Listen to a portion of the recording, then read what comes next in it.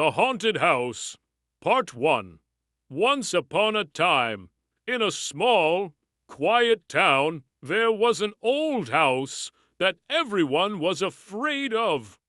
The house stood on a hill at the end of a long, narrow road.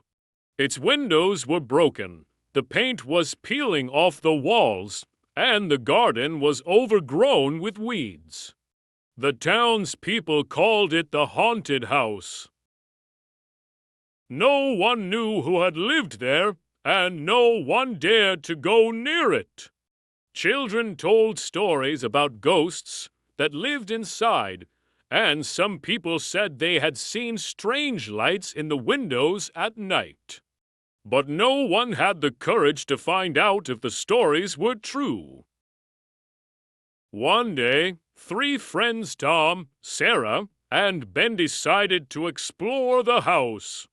They were curious and wanted to prove that there were no ghosts. Tom was the brave one, Sarah was smart and always had good ideas, and Ben was cautious, but didn't want to seem scared in front of his friends. The day they chose to go was a cold, windy afternoon. The sky was gray, and the wind whispered through the trees as they walked up the hill. The closer they got to the house, the more nervous they felt. But they kept going, determined to see what was inside. When they reached the front door, it creaked loudly as Tom pushed it open. The sound echoed through the empty house, making them shiver. The air inside was cold and smelled of dust and old wood. The hallway was dark, with only a little light coming in from the broken windows. "Are we really going to do this?" Ben asked, his voice shaking a little. "Yes, we are," Tom replied firmly. "There's nothing to be afraid of. It's just an old house." They stepped inside, their footsteps echoing on the wooden floor. The house was silent except for the sound of the wind outside. They walked down the hallway, passing old furniture covered in white sheets. Everything was covered in dust, and spider webs hung from the corners. Suddenly, they heard a strange noise. It was a soft, whispering sound, like someone talking in the distance. They all froze, listening carefully. The sound seemed to come from upstairs. "Did you hear that?" Sarah whispered. "Maybe it's just the wind," Tom said, trying to sound brave, but even he wasn't sure. They decided to go upstairs to check it out. The staircase was old and creaky, and every step they took made a loud noise. When they reached the top, they saw a long hallway with many doors, all closed. The whispering sound was louder now, but they still couldn't tell where it was coming from. "Let's check the rooms," Tom suggested. They opened the first door slowly. Inside was a small bedroom, empty except for a dusty bed and a broken chair. There was nothing unusual, so they moved on to the next room. This room was a little bigger, with an old, cracked mirror on the wall. As they looked around, the whispering grew louder, almost as if it was right behind them. "Let's go back," Ben said, his voice full of fear. "I don't like this." "Just one more room," Tom insisted, though he too was starting to feel scared. They walked to the last door at the end of the hallway. It was different from the others, larger and heavier. Tom pushed it open, and they stepped inside. The room was dark, and the only light came from a small window high on the wall. There were old books scattered on the floor and a large, dusty table in the middle of the room. As they entered, the door suddenly slammed shut behind them. They all jumped, their hearts pounding. The whispering was now very loud, as if it was surrounding them. The air grew colder, and they could see their breath in front of them. "Who's there?" Sarah called out, her voice trembling. There was no answer, just the constant whispering. Then, out of nowhere, the books on the floor started moving, as if an invisible hand was pushing them around. The friends huddled together, too scared to move. "We need to get out of here," Ben whispered urgently. But the door wouldn't budge. It was as if something was holding it shut. The room grew darker, and the whispering turned into low, eerie laughter. Tom, Sarah, and Ben realized they were not alone in the house. Something, or someone, was with them. And it did not want them to leave. To be continued. The Haunted House, Part 2. Tom, Sarah, and Ben stood frozen in the dark room, their hearts racing. The eerie laughter echoed around them, growing louder with each passing second. It felt as if the walls were closing in, and the cold air seemed to pierce through their skin. They knew they had to escape, but the door was locked tight, and the strange presence in the room wasn't going to let them go easily. Tom tried to stay calm. "We need to find another way out," he said, though his voice shook as he spoke. He scanned the room, looking for any possible escape routes. The window was too high and small to climb through, and the door was still jammed. The only other option was to find out what or who was controlling the house. Sarah, always the logical thinker, began to look more closely at the books scattered on the floor. They weren't ordinary books. Their covers were old and worn, with strange symbols and faded writing.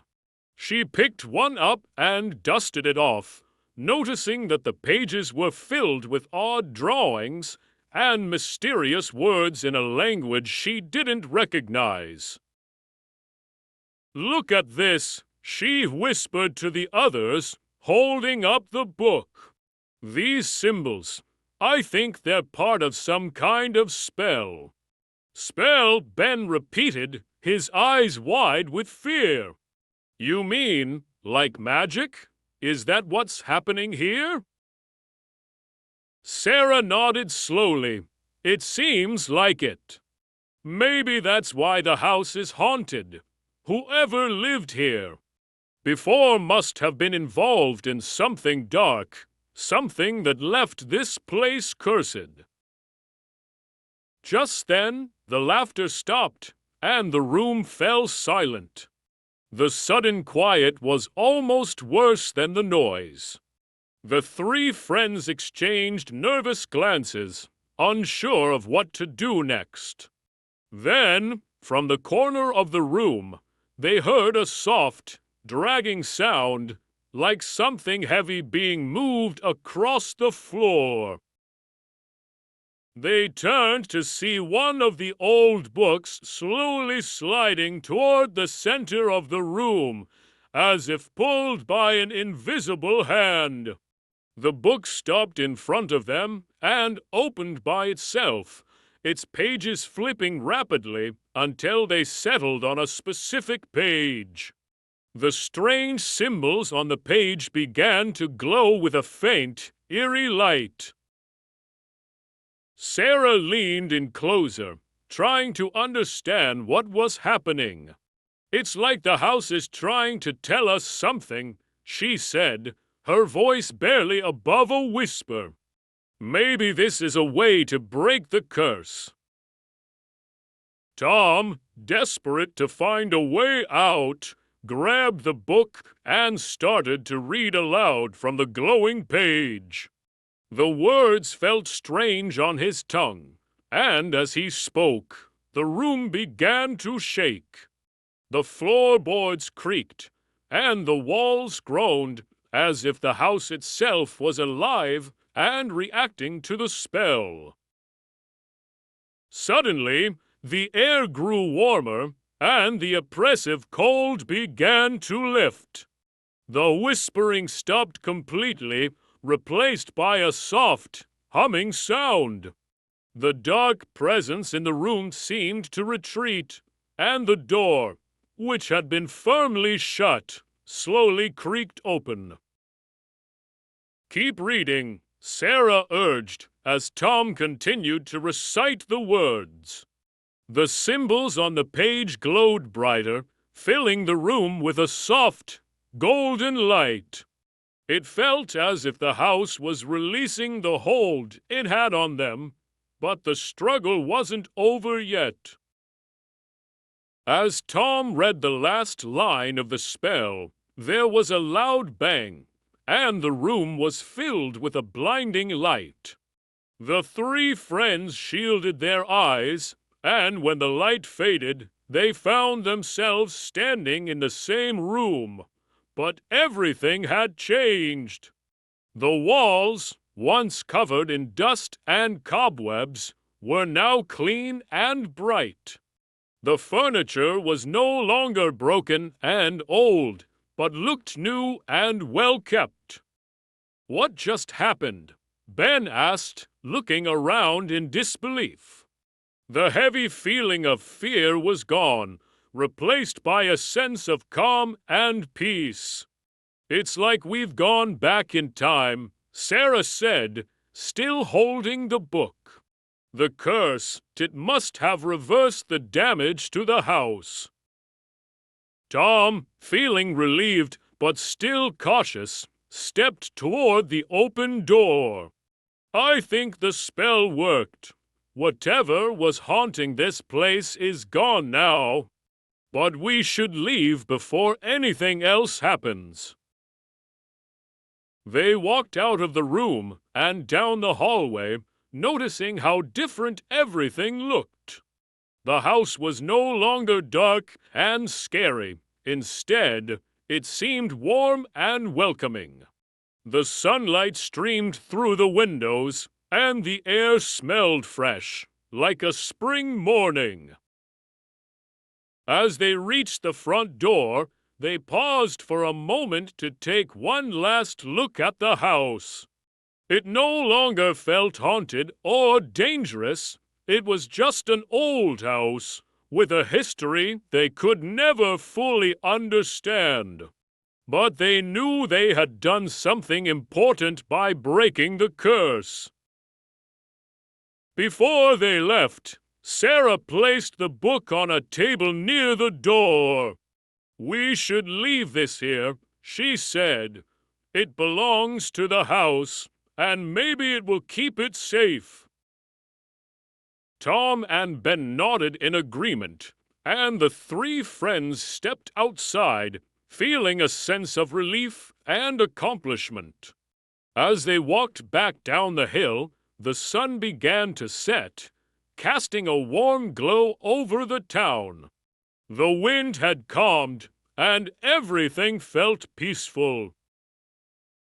When they returned to the town, they told their story to a few trusted people, but most of the townsfolk didn't believe them.